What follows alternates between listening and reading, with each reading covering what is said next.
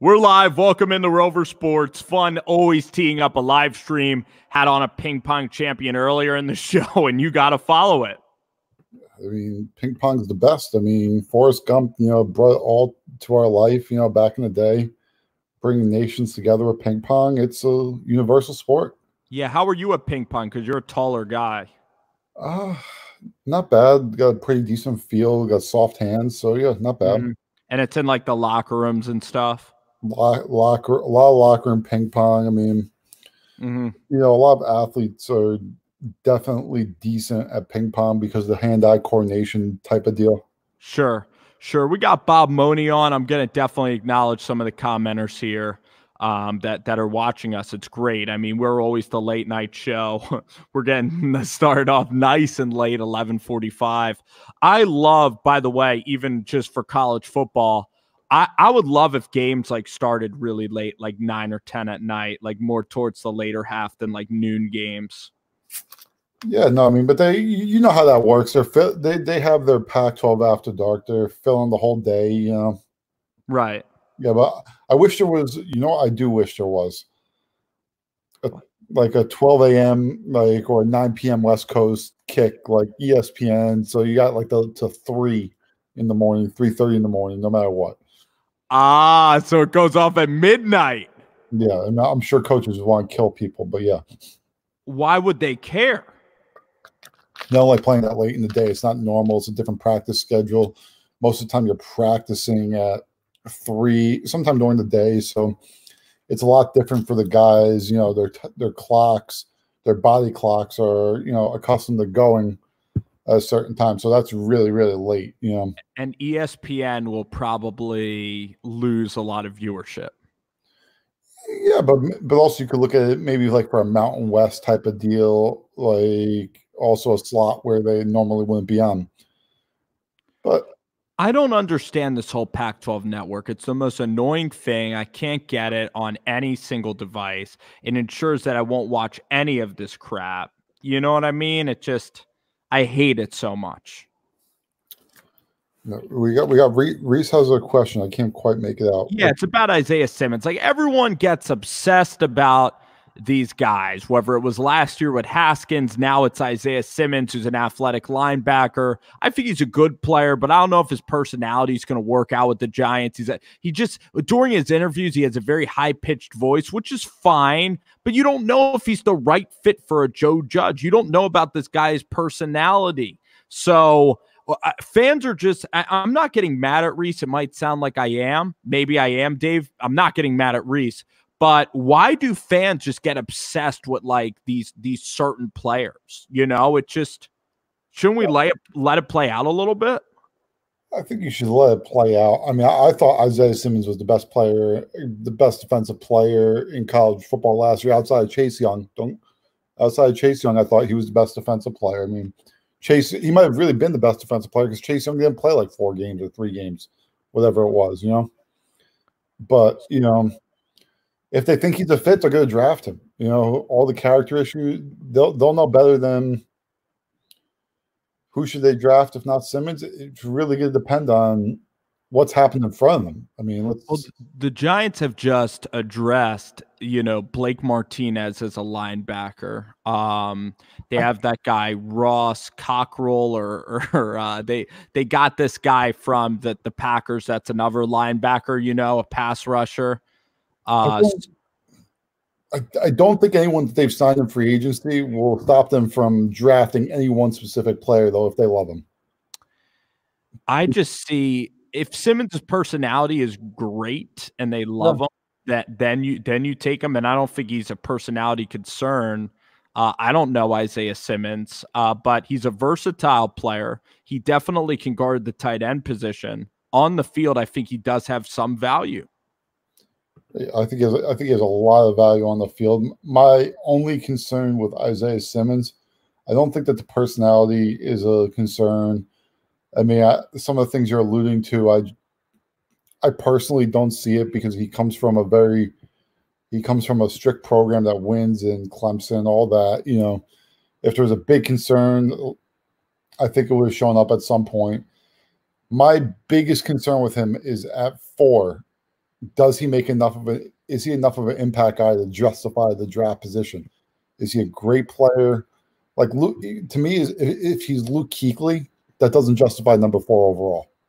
Because Luke Kuechly was a great player, but he's not one of those guys that really is impacting it, like changing the game. Yes, you're gonna make a ton of tackles, you're gonna make coverage, but are you blowing the game up? Like, I don't know. You know, Dave, but first of all, the number 4 pick, I mean, we can go down the list of number 4 picks. Luke Kuechly, if he would have played longer, he would have been a Brian Urlacher. He might be a Hall of Famer. oh, he's going to be a Hall of Famer. So Well, Solomon Thomas was the number 3 pick. oh, Trubisky's number 3. I mean, go down the list. It's not like it's the number 1 pick. I yeah, mean, Luke Kuechly, I think, would be amazing. Like, I disagree with you there. I think yeah, Kuechly is really awesome. yeah, maybe. But what you're trying to say is with Solomon Thomas and Trubisky, it's a terrible point. Is the fact that you still went for a high upside guy at that position, where you're trying to hit the home run at that type of spot. That's right. what you're pointing out busts. Okay, so you can say Ryan Leaf went number 2. Okay, great. We all know that. That's revisionist history on how it worked.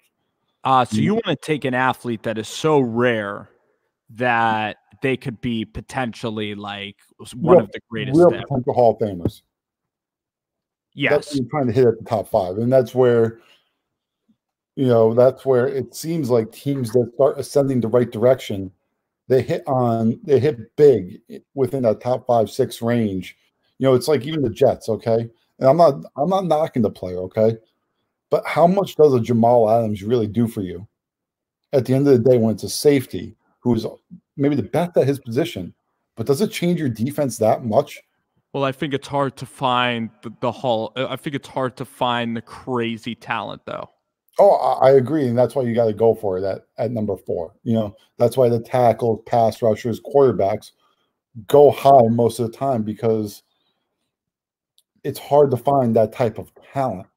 So are you talking about speed or kind of the positional talent? Just positional talent in high impact positions. There's the reason why quarterbacks go so high. It's because you have to find. It's hard to find.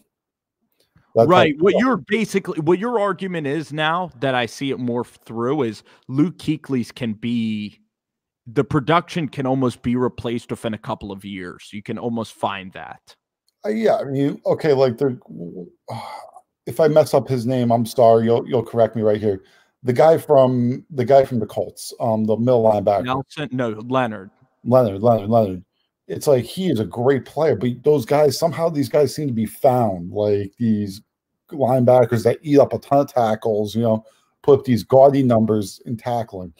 Now, is Simmons where Simmons might be? Is he that guy that's flying around the field in coverage? Now, the concern is pass rush, Is he pass rushing enough? I mean, I think he can, but, You might want to let's think of a higher upside player than a linebacker. Maybe Chason is a better pass rusher. Chason could be a better pass rusher. It might be you're saying you're taking an offensive tackle that you're just putting and forget Nate Solder for a minute. You're saying I found my offensive tackle for the next 10 to 12 years, and maybe he's a Pro Bowler, and those are hard to find. Sorry. Exactly, and you can't find those in free agency. It's very hard because of the franchise tag and all these transition tags and restricted free agency, first round tenders, and all that stuff. Where you can find middle linebackers, you can find receivers, you can find these different type of guys. They exist. So it's a dilemma that the Giants are in. Yeah, I think that the Giants. I think that they're in a decent spot. I mean, Marcus Golden is going to be lost. What the Giants are really banking on is interior pressure with Tomlinson, Dexter, and Leonard Williams. They're somehow banking on that, like getting to the quarterback. And that's what's going to have to happen. And Lorenzo Carter, I mean, I'm not really holding out any more hope for him. He just can't really turn that corner. It's really sad. I 100% agree. Maybe, though, with this new staff, I am excited about the new staff. You only need to find one corner now other than Bradbury. Just Jabril Peppers. The one thing about Simmons, too, every draft expert, they really love, like, versatility. Like they love the corner that can play the safety or the guard that can play the tackle. You know what I'm saying? Like that's why they love the Wirfs kids so much from Iowa. Yeah, I mean, and Simmons might be the new type of Simmons could be the norm in this NFL too. Like, you know, he might be that special type of a guy that, you're not exposed when you're in the nickel or the dime. If he's your linebacker, he can Mhm. line up as a slot corner in college. He could. Yeah, he's so fast. He's so fast. He's going to be have that. He's going to be able to play. And this is a passing league. There's so many more running backs getting the ball. There's so many more tight ends getting the ball. Reese asked, "How would you guys feel about a wide receiver?" I would only accept a wide receiver if they trade down. I just don't see it at number 4 for what the Giants need today. Like, unless they're gaining picks, whatever you want to call it, draft points. I'm losing the Capital. capital. You're 100% right. Draft capital. It's like at number 4, you're wasting a chance once again at a really high impact guy that are at positions that are harder to find. Yeah, and but a problem is too, like the Raiders quarterback position is now filled. The Colts don't want to. They're probably not going to go up and go get Herbert now. So it's kind of a shame that all of these positions are now filled. Chicago. So I don't really know about the market of teams moving down anymore. I don't. What's going to be interesting to see is that I still think that there's scenarios out there that you're going to see quarterbacks go 1, 2, and 3 in this draft. I do see this. I do see scenarios out there. You know, You do see the Redskins. You do see them the like making Redskins have talked about the willingness to trade down. right. And everyone has like kind of in their head targeted the Lions as the team that people are going to trade to make that big trade for Tua. Well, I think Ron Rivera a few weeks ago openly said they're open to trading the pick. You know, Mm-hmm. so I mean, there are certain scenarios. Maybe we do end up with Chase Young. I see it as an extreme long shot, but Yeah, the Redskins are going to have to get an incredible offer. I mean, it's almost like to me that the Redskins aren't sold that getting Chase Young will impact the franchise in that type of a way more than getting extra picks. Would the Giants move with the Redskins? I don't think it makes sense for the Giants. I mean, because I still think, I mean, if the Giants really cared about that number 2 pick enough, you tank the games. Yeah, I get it. Simmons, no, maybe you know what, Dave? Maybe it's just everybody's saying Simmons, and I've always been a guy that like pushes back towards like the mob mentality a little bit. Everybody's saying Simmons, Simmons, Simmons. I'm prepared for the Giants. I really have no idea what they're going to do. I don't know. I really doubt it's offensive linemen. I really could see like a random. I'm trying to think of what guy like on defense that they can really get. Like who's another defensive guy near the top like Simmons, Chase on Epinesa, maybe as crazy as that would sound. Epinesa has been falling draft boards though. Like you're seeing him falling out of the first round on some mocks, like falling to the back end. Something came back from that combine that he's been falling. Um, maybe Derek Brown. I don't know. Hello.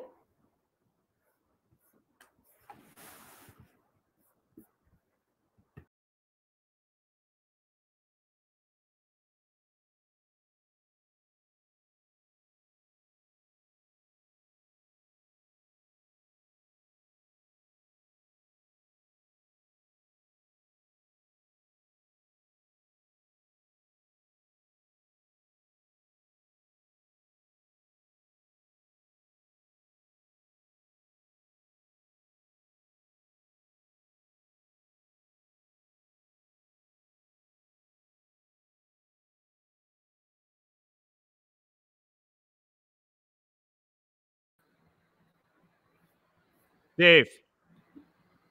Yo. I'm sorry, the internet just got screwed up for me, but we're back. Okay, so yeah, I mean, I've been seeing some mock draft going back to Epinesa. It's like I don't know what they know, but it seems like he's been falling in the mocks. Maybe the combine didn't go great for him. Yeah. God knows what happens with these medical grades that we're not privy to the information to. Right. Yeah, I mean, I could see Derek Brown, but he's more of an interior guy. It really would shock me. Do you think it's going to be a tackle? Signs are pointing more towards tackle right now, which kind of it shocks me. But also, I think right now we're kind of more in uncharted territory because I don't think we know what these teams are thinking. Like, there's going to be less and less, like, with the idea that the NFL is going to be going on with the draft on the same day, and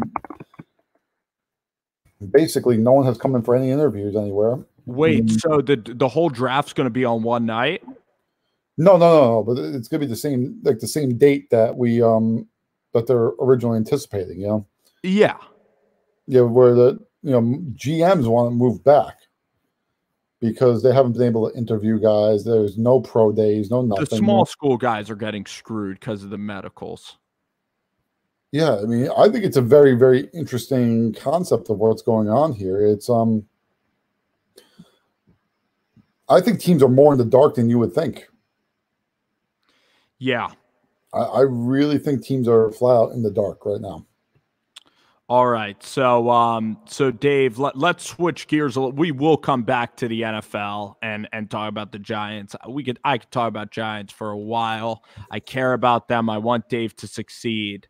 I have a mock draft up from Bleacher Report of the NBA mock, and we don't talk a whole lot of NBA draft like on this channel. We're doing a lot of college basketball stuff, some college sports stuff tomorrow. Let's talk about this NBA draft. So you have a mock up, correct? I do have a mock, but I still know it in my head either way. Let's go top 5 then. Okay.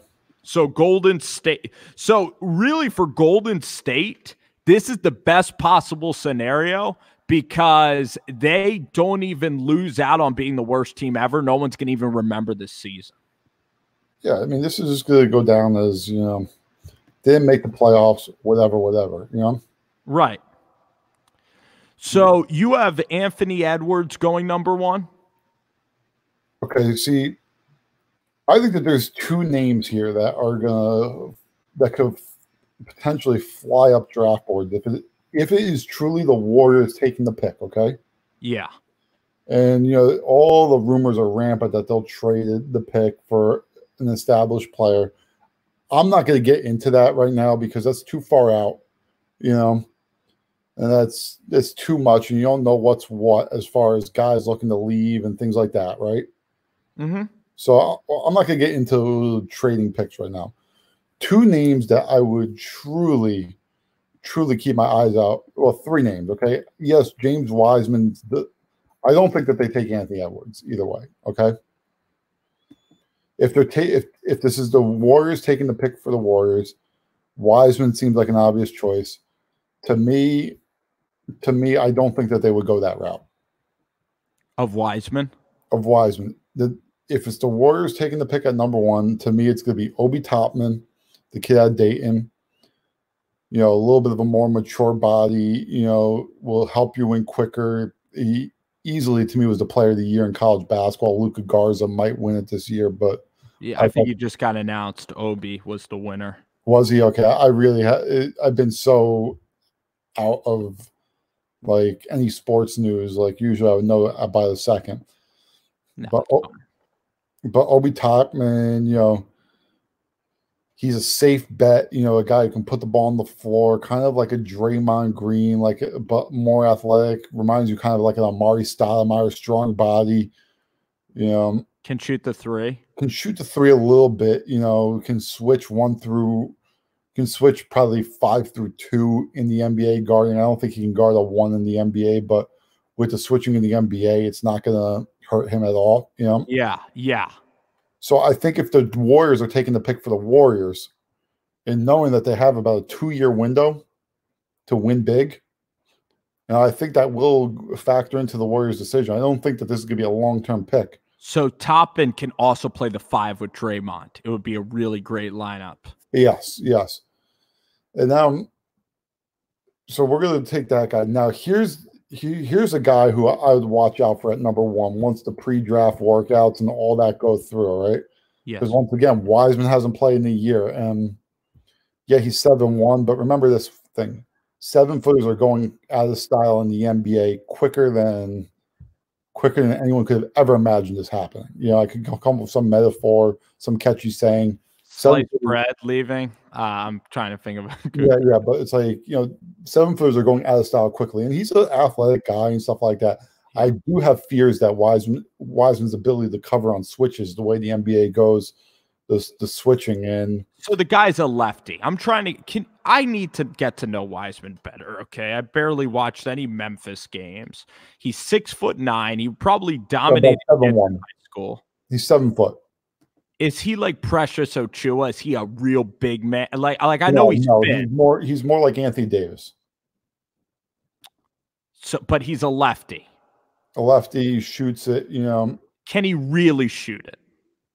He can really shoot it. Has the ability to step in the mid-range post. He's more of a face, you know, forward skills. I would compare him more to like Anthony Davis, Karl-Anthony Towns. But Towns is big. Towns is still not. I don't view Towns as that quick, though. A defense. Well, I don't know what you're talking about. This guy Wiseman, 7 foot, 250. You know. Right. But so why wouldn't Golden State like him? Is he like a Boogie Cousins kind of Wiseman? Wiseman hasn't played much basketball recently. You're talking about a team that might be in a conundrum of, you know, where are you in the sense of Wiseman, might have to wait a year on the development, you know. Can Wiseman run, or is he better? He can run. All these guys can run. I just don't. I'm not as high on Wiseman long term as some of these other people may be. You know. Okay, sorry to interrupt, though. Sorry to interrupt. You're on pick number 2, I think you were. No. I'm my dark horse for the number 1 pick, and I really believe when the interview process and all this goes through, this guy could really end up being the number 1 pick. If it is the Warriors, I don't think it will be Wiseman. It's either Topman or what's it called? Unke. I can barely pronounce his name. The big man from USC, Onekwa. Guy is literally everything you want in today's big. 6'9". Think of Bam Adebayo with a better motor. You know, Bam has basically become the prototypical center in the NBA, brings the ball up, can switch 1 through 5, you know. The guy shoots it. He's overpowering force, you know. Not a great shooter though, Bam, but Bam is a very good shooter now. He's a decent face-up shooter. I mean, you know, Obi Toppin's kind of like Stoudemire. Bam's a little bit like. Bam is like one of the top guys in the NBA because of his ability also to switch 1 through 5, and that's the thing that you've got to realize.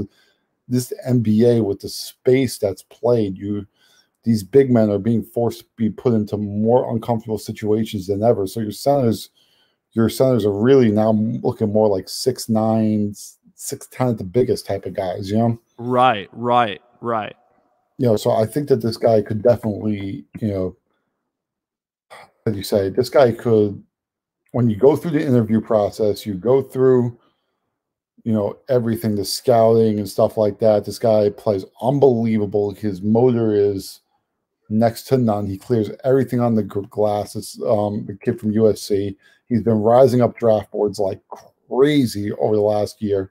And another fun fact about this guy, you know who trained him as a kid? The USC guy. Hold on. Is he from LA? He's an LA type of guy. You know who trained him? Quite possibly the best player development guy there is around. Was he a player? No, but he says he could beat MJ one-on-one. Ewing? Oakley. No, LeVar Ball. He's a Chino Hills kid.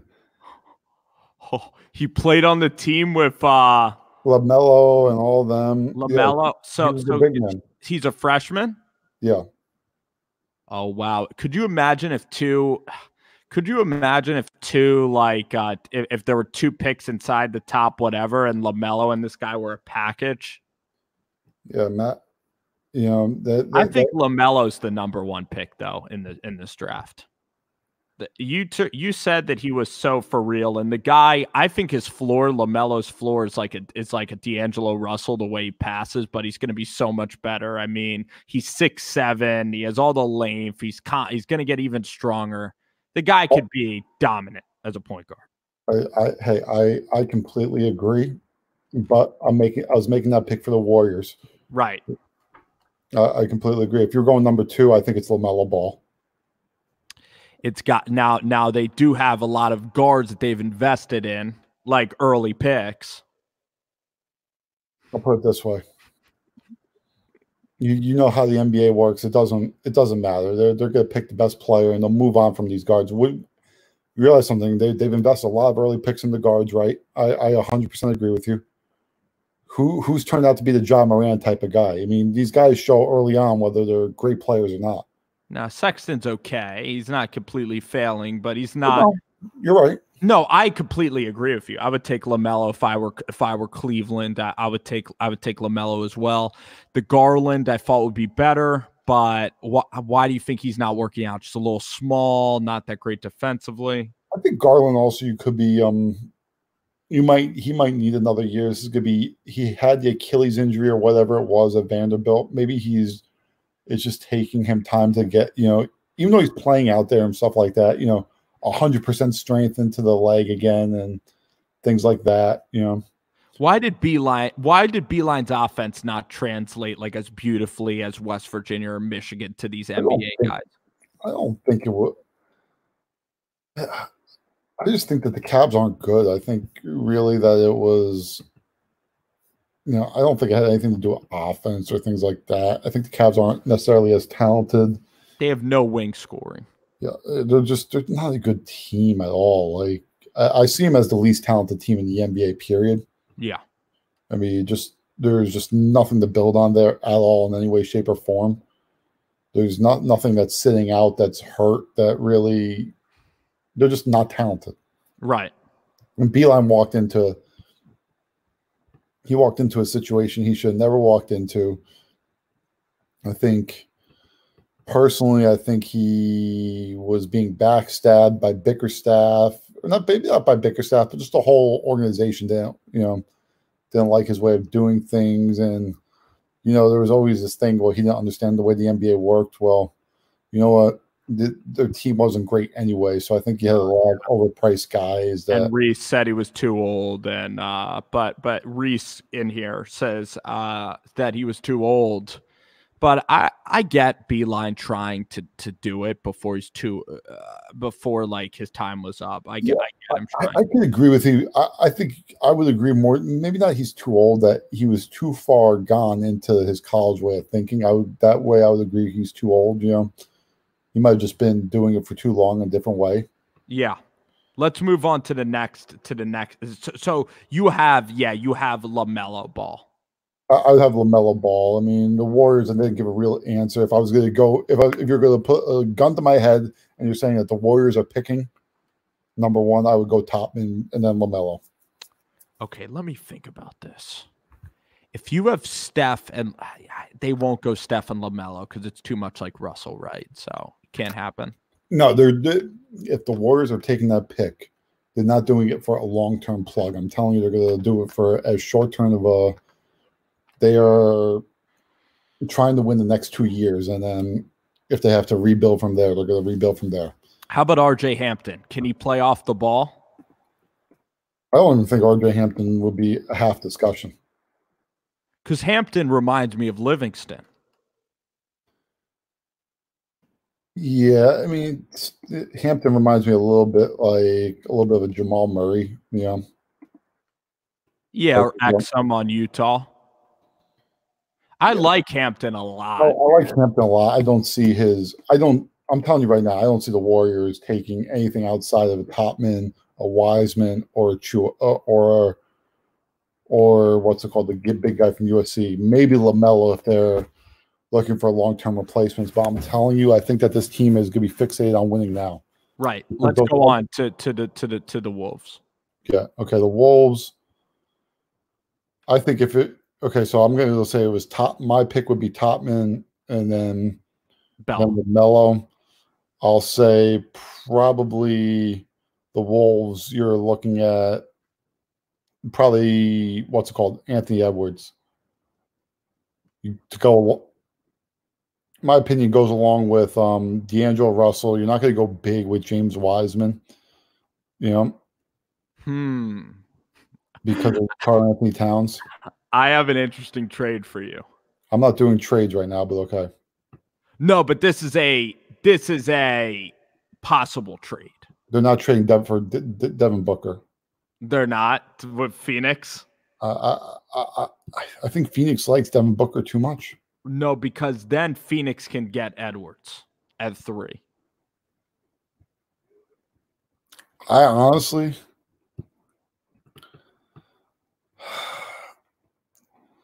I know that he's been trying to force his way in, for a long time. It would take a lot of picks. I don't think it's all a number 3 pick that gets them. Devin Booker. Man, if they have Edwards, Jarrett Culver, Towns, and Russell healthy, they have a pretty good team out there. I agree. But the problem is, well, Edwards has to play someone has to play great defense other than Culver on that team with Towns. I mean, they have to somehow create some defense. So I 100% agree, and that's kind of like the thing with Booker.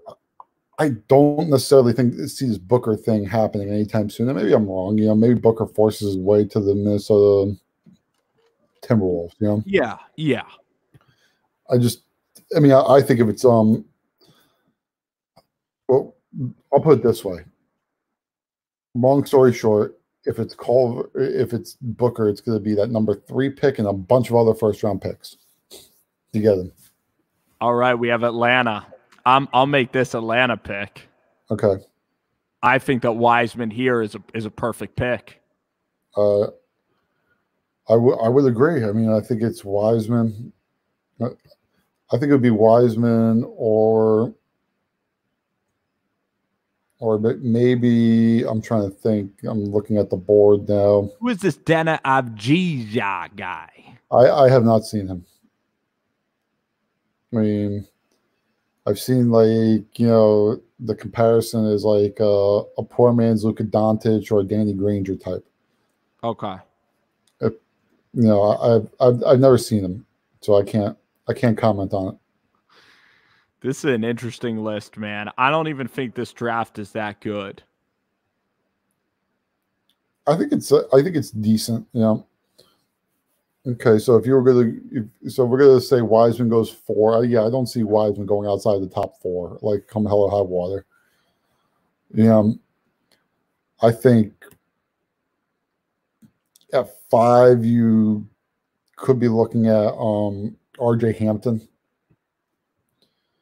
The team needs a guard. You need a playmaker with the Detroit Pistons. Something that they completely lack as a team. Yeah, I look at Detroit though, and let's look at their lineup. So they have no Drummond anymore, right? No Drummond. I think the kid from USC will be a major consideration here. But you have Blake. I'll tell you, this Demboye guy, I'm still excited about him. The kid from France, Saikou Demboye. Yeah, I don't think that they're going to do anything. Like, he's not going to prevent them from drafting anybody at his position, though. So I think that you get RJ Hampton. This is a team in Detroit that I think could be I think they could be pretty damn good, because I think Makayu has to be playing more. I mean, the guy starts them. Ski Mikhailou, that guy's going to be a damn good player. I look at Ski and he's similar to me, playing basketball. I mean, Mikayu starts for them, so yeah. When the dinner crate. Do you have your TV on a little bit? No, this what's it called? Just keeps on popping up this ad. I'm looking at Ski Mikayu. Yeah, so I'm looking at Mikayu right now. Yeah, I mean he starts for them, so yeah. You enjoying the mock? Who, mate? Yeah. Yeah, I am enjoying the mock. I'm looking at the Pistons. So yeah, I mean RJ Hampton seems to be, that would be a very exciting pick for the Detroit Pistons. He would be their point guard. I think Rose is still on that team. Yeah, I don't think, Rose is, whether he's on the team or not, I don't think it's going to make any difference on what. I don't see anything on that team stopping them from picking any one player. Yeah. Do you think Kennard can be a starter in the league? No. So the thing is, you have Demboye. Not on a good team. Not on a good team. You have Demboye, Christian Wood, Blake Griffin, Ski Mikayu, Bruce Brown. I like the team with Blake Wood, Christian Wood, Sekou Demboye. I think RJ is a very good player. Obi Toppin here would be a dream, and Obi's from the Midwest. Obi Toppin, there's no way Obi falls that far, buddy. In this mock, how about Sadiq Bey? I think you're stretching. I think you're. I think in this range you're looking at potential. I think you're actually looking potentially. I think the guys that could fall in this pick, depending on how things like pan out. Who's going? Sorry. I think you're looking at the kid from USC. Potentially, you could be looking at James Wiseman at this pick. You could be. I don't think it will happen, but RJ Hampton or Isaac Okoro. Outside of that, maybe this guy from Israel that I know nothing about. Josh Green. Josh Green, absolutely no chance. Green is going to be like Tyler Hero, though. I mean, Josh Green's being projected right now. We're at 28. Green is going to shoot the lights out in the draft process. Green is 6'8", right? Josh Green, about 6'6" guard, Yeah, he's very inconsistent year shooting the ball, though, Why do people, but he's never been his whole life. Why are people not excited about Josh Green? Injured this whole year, even when he was playing, he was banged up. He wasn't great. I'm trying to find his exact numbers right now, but I think inconsistent would be the right word this year, Okay. How the kid from Auburn, Okoro? I've watched a lot of Auburn. I don't even know who that guy is. Was he hurt this year? Or? He was the best player on the floor outside Dowdy, Guy's an athletic freak, I mean, he's just your prototypical new NBA big, Interesting. I mean, Josh Green, I'm pulling his stats up right here. 36% from the three, 12 points a game. It blows my mind that Mannion is that much higher than Josh Green. I think Nico Mannion is a complete bust when it comes to NBA. Like where people are putting, I see him as a backup point guard. He should be an undrafted kid, right? To you? No, I see him as a late first. Like I see him more like a Tyus Jones, like kind of like a backup type of deal, spot minute guy, rotational backup.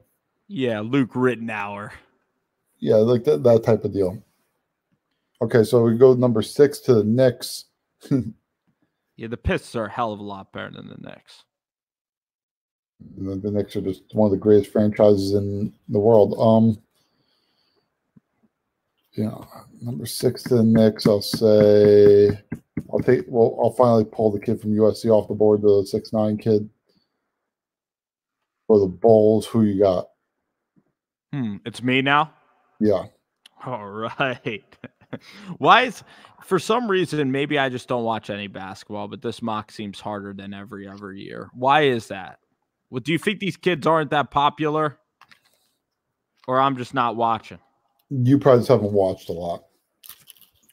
See, I think you get lost in here, and I tried to tell you this like in a text a long time ago. I'll privy people into our text messages.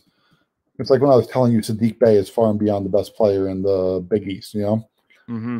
and you're talking about, Marcus Howard, Miles Powell, or like Sean Alexander. What the NBA is compared to college basketball, even, is so much different. Its length, athleticism, the ability to guard multiple positions. So, big scorers are not necessarily the guys you'll see into the NBA 100% of the time at the highest picks. It's pretty unbelievable that Vernon I'm looking at a mock from Bleacher, and it's a March 24th mock draft. And they have Vernon Carey going like 25th in this Guy mock. can't guard a pick and roll. I don't see it being amazing at all. But he seems athletic. Being athletic and being able, what defines athletic to you? Being able to jump? Yeah, jumping is not moving left to right. Contact. Being athletic is more moving left to right. I'll say it 1,000 times. You have to have the ability to switch and guard the pick and roll in this day and age in the NBA, where when the sole purpose of the game will be Steph Curry puts you into a pick and roll, and it's not the John Stockton to Malone picking and you're rolling, trying to hit the man, or you're driving for the layup anymore. They'll set the pick and they're going to roll, and then what's going to happen? Curry's not looking for anything, just to pull it out and then isolate you one-on-one. And that's where these bigs really struggle in today's NBA. Because these guys are so good with the ability to shoot the ball over the top of you. Yeah. That's the difference. Okay. That's why Jahlil Okafor is one of the most efficient players in the NBA when it comes to offensive production, but cannot guard a soul. It's funny. I just look at what's his name as being better, Vernon Carey. I don't necessarily see it. I've watched Vernon Carey for years. I've told people I don't see him as an NBA player, like a real true NBA guy that's going to be highly successful. I mean, I remember arguing this with people when Vernon Carey was the #1 player in the nation as a sophomore, as a junior, and is being projected in the 2020 mocks at 1 or 2. I said by the time he hits college and by the time he goes through the draft process, he's going to be outside the top 20 because he can't do what the NBA is asking today. And they're not throwing the ball into the block, and they get, Mm-hmm.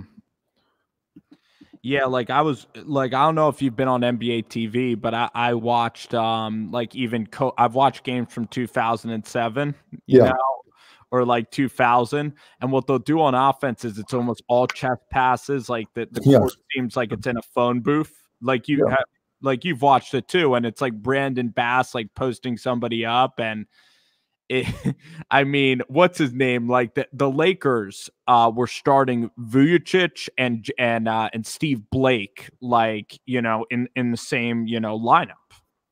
Oh yeah, it's unbelievable, I wish that if Blake and Vujicic were playing in this, could they survive? Could it be a survivable team in this NBA?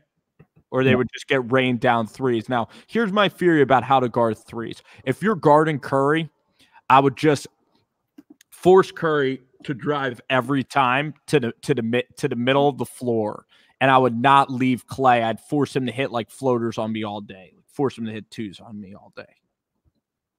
Yeah, but you're okay. So you're talking about not leaving Clay, right? Yeah. You don't leave Clay, and you're forcing him to guard. So what you've described as a layup. So say Okafor's on the floor though. I don't know. Say that Jahlil Okafor's on the floor now. Can't Okafor not guard one player? Okay, but they put him into a pick and roll. he would not switch. You wouldn't switch. Okay, so when you don't switch, you get when you don't switch, remember this, what are you leaving?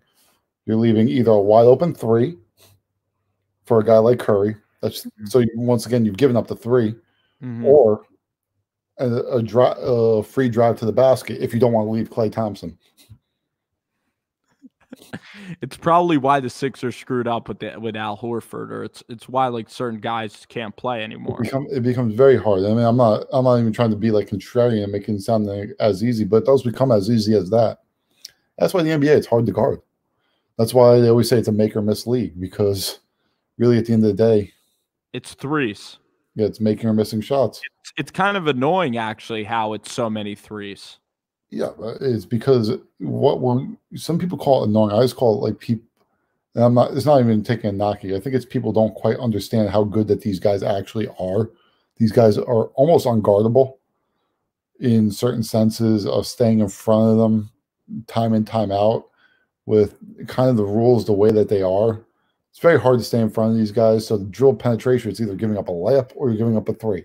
So no, how would you make the rules to make it actually easier to guard?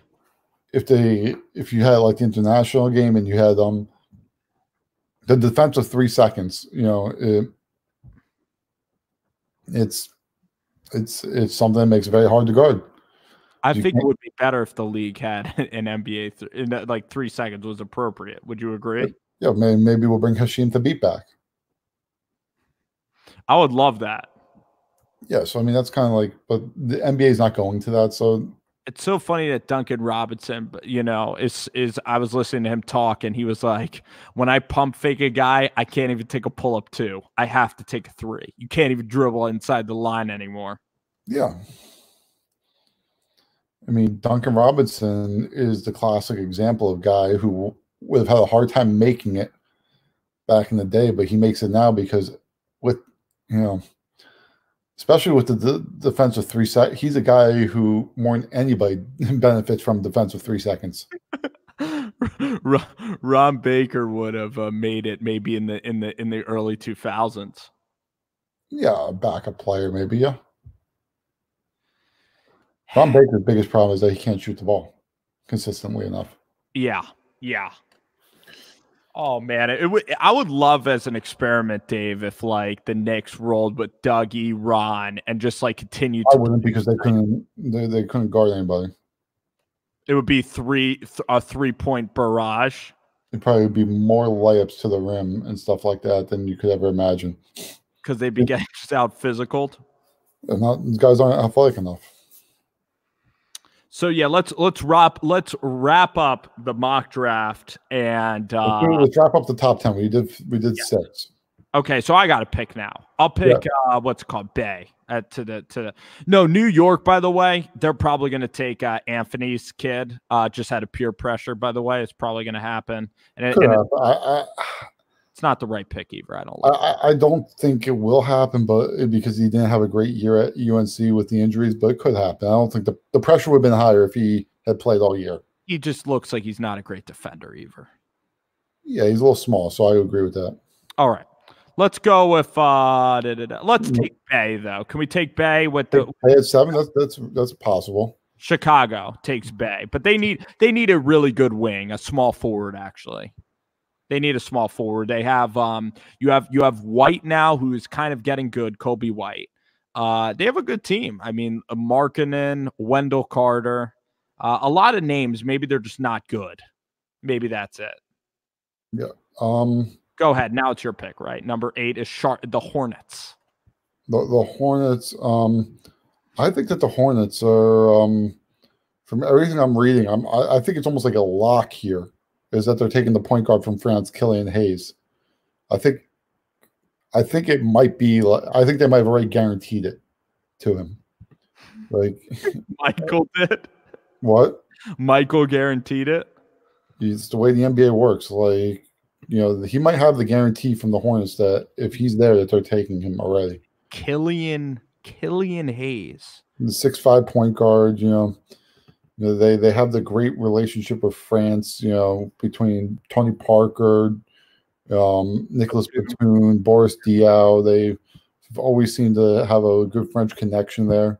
And Hayes can just pretty much say, "I'm going to Charlotte."